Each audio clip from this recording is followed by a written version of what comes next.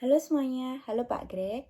Nama saya Desna Audita dari Fakultas Psikologi dengan NIM 22S10117. Di sini Desna akan menjelaskan tentang damai dan sejahtera.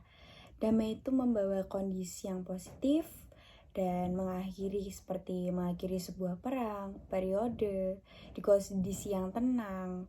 Konsep setiap orang tuh berbeda dengan lingkungannya dan arti dalam damai itu pasti berbeda dalam keadaan baik maupun buruk. Lalu sejahtera itu adalah keadaan baik, di mana manusia dalam keadaan baik dikonotasi yang baik juga.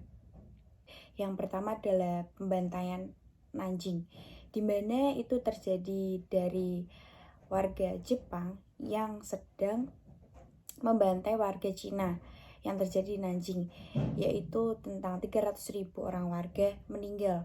Banyak yang diperkosa, anak kecil yang dibantai mati, dibunuh, ditusuk ribuan kali. Lalu ada pembantaian 1965 di Indonesia, yaitu dari organisasi PKI, dengan merenggut 1,5 juta orang.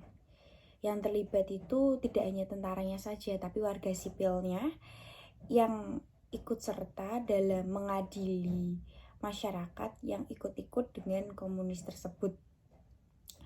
Jadi hampir semua orang itu dihakimi, oh kamu, supaya lalu dituduh, lalu dihukum dan eksekusi mati tanpa pengadilan.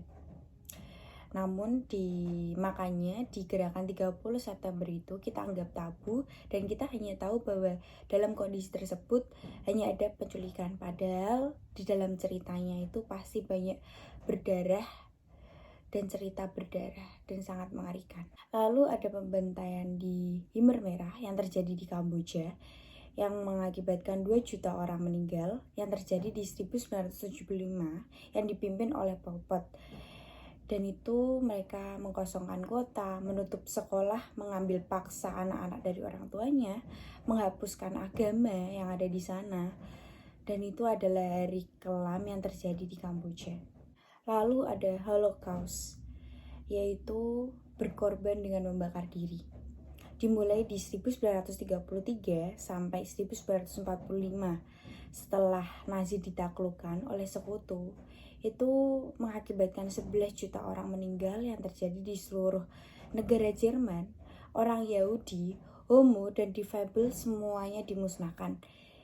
Dan siapa yang menentang pasti dieksekusi mati tanpa pengadilan. Lalu ada Holodomor yang terjadi di Ukraina, yaitu menelan korban jutaan dengan serangan partai komunis dan Soviet yang menentang kebijakan, mengambil seluruh warga dan menyimpan bahan makanan.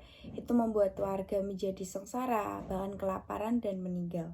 Lalu ada kerusuhan di 1998, yaitu di mana etnis Tionghoa sebagai pendatang dan pedagang banyak dituduh nih sebagai pengusaha licik dalam usahanya, dan banyak etnis Tionghoa yang sebagai kambing hitam, yaitu mengakibatkan warga Indonesia jadi membenci etnis Tionghoa.